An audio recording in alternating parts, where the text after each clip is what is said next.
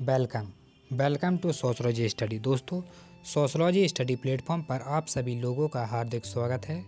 और ये आज का हमारा लेक्चर है NTUGC नेट का समाजशास्त्र का जो सेकंड पेपर होता है उसका ये लेक्चर है लेवी स्ट्रॉक का। इसमें हम लेवी स्ट्रॉक का संरचनावाद पर विचार करेंगे, क्या क्या इनके विचार हैं और इन्होंने भाषाई संरचना किस प्रकार से प्रतिपादित किया है, किस प्रकार से समझाया है भाषा के माध्यम से, उस पर विचार करेंगे।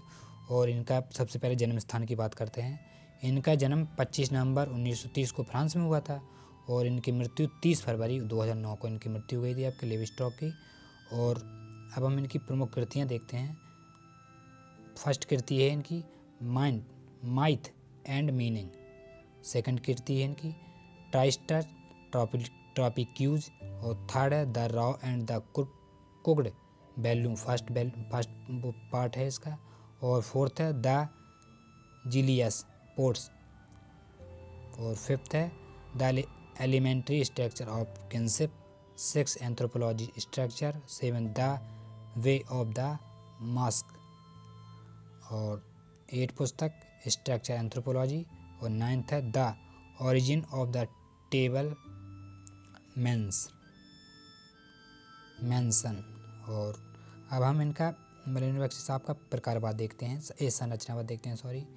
और इसको लेक्चर स्टार्ट करने से पहले दोस्तों, अगर चैनल को सब्सक्राइब नहीं किया तो चैनल को सब्सक्राइब ज़रूर करें और अपने दोस्तों के साथ ज़रूर शेयर करें, क्योंकि NTA की तैयारी इस प्लेटफॉर्म पर बहुत ही अच्छी और पूरा कंटेंट आपको सिलेबस के अकॉर्डिंग ही आपको लेक्चर प्रोवाइड कराने जा रहा है।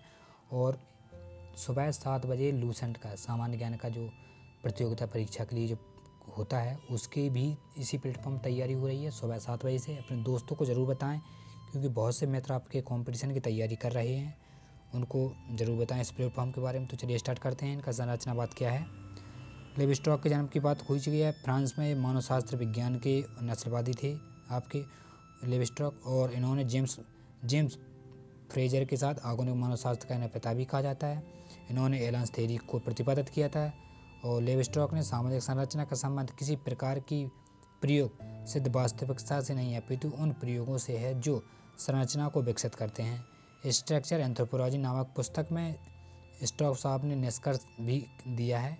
और उन्होंने भाषाई विज्ञान द्वारा सामाजिक संरचना का भी अधिक स्पष्ट रूप से हो सकता है भाषा के द्वारा। अभी आगे डिस्कस करेंगे। स्ट्रॉक साहब ने प्रमुख संरचनावादी विद्वान थे। इन्होंने केवल सामाजिक संरचना की अवधारणा विकसित ही नहीं की, बल्कि विनिमय का सिद्धांत भी इन्होंने प्रतिपादित किया था। और साथ ही साथ इन्होंने नातेदारी व्यवस्था में अध्ययन में भी सामाजिक संरचना की अवधारणा को अपनाया था लेवी स्ट्रॉक साहब ने, और इसे उपयोगी भी माना था। लेवी स्ट्रॉक ने संरचनाओं को संरचनावाद तथा प्रकारवाद काफ़ी सीमा तक एक दूसरे से पुनः जुड़े हुए दिखाई देते हैं। यानी कि संरचनावाद और प्रकारवाद एक दूसरे से कहीं ना कहीं जुड़े हुए दिखाई देते हैं। और इन्होंने दुर्गम को प्रमुख आधार माना था लेवी स्ट्रॉक ने। और तथा रेडक्लिफ ब्राउन व मलिनोवस्की का भी इन पर प्रभाव पड़ा। इन्होंने संरचनावाद की रूपरेखा the elementary structure of kinship नामक पुस्तक में प्रस्तुत भी की थी। अब हम इनका सामाजिक संरचना की जो प्रमुख तत्व हैं इन पर विचार करते हैं। इनके प्रमुख 3 तत्व हैं, कौन कौन से हैं। फर्स्ट है संरचनाएं अंतर संबंधित तत्वों से बनती हैं। सेकंड, संरचनाएं रूपांतरों को सम्मिलित करती हैं। और थर्ड, संरचनाएं भविष्यवाणी संभव बनाती हैं। ये लेवी स्ट्रॉक का कहना था आपकी। और अब हम लेवी स्ट्रॉक का नातेदारी संरचना पर विश्लेषण करते हैं, विचार करते हैं क्या क्या इनके विचार दिए हैं इन्होंने। स्ट्रॉक साहब ने लोकप्रियता अपनी नातेदारी संरचना के विश्लेषण के कारण है। उनका प्रिय विषय मिथक की व्याख्या है। वे कहते हैं कि किसी भी मिथक में विभिन्न प्रकार की जो कहानियाँ होती हैं और विषय सामग्री होते हैं, इन सब के अंतर्निहित कुछ ऐसे तत्व भी होते हैं जो निरंतर पाए जाते हैं। वे तत्व को जो विभिन्न मिथकों में समान रूप से बने होते हैं, यानी कि कोई भी मिथक हो उनमें समान रूप से जो कहानियाँ होती हैं। कुछ तत्व ऐसी बताई थी मलिनोवस्की ने कि कुछ जो कहानियाँ होती हैं, जो कुछ कहानियों में ऐसे तत्व भी होते हैं जो निरंतर समान रूप से बने होते हैं, वे संरचना कहलाते हैं। यानी कि जो नातेदारी विश्लेषण को ही इन्होंने मिथक पर लागू किया था। लेवी स्ट्रॉक ने नातेदारी को मिथक पर लागू किया था और इसी के द्वारा ही इन्होंने समझाया था कि जो हमारे विचार, जो हमारी प्रक्रियाएँ, वे ही हमें मनुष्य बनाती हैं। जो हम सोचते हैं, जो हम करते हैं, तो वही हमें मनुष्य बनाती हैं। और वे कहते भी हैं कि जो हमारा दैनिक जीवन है, यानी कि जो हम रोज़मर्रा की ज़िंदगी जीते हैं, जो व्यवसाय है, जो हमारे रीति रिवाज हैं, जो हमारी जो परंपराएं हैं, इन सब के पीछे मनुष्य की बौद्धिक गतिविधियाँ होती हैं। ठीक है। और ऐसा नहीं होता कि समाज का संगठन बौद्धिक क्रियाओं को बनाता है, ऐसा भी नहीं है। और दूसरे शब्दों में किसी भी सामाजिक जीवन को बिताने से पहले हमें किसी न किसी अर्थ में सोचना आवश्यक पड़ेगा। यानी कि जो हम अपना जीवन बिताते हैं तो हम किसी न किसी चीज़ को, कोई भी चीज़ सोचते हम ज़रूर हैं। और इसी प्रकार सामाजिक जीवन का उद्गम बौद्धिक गतिविधि है।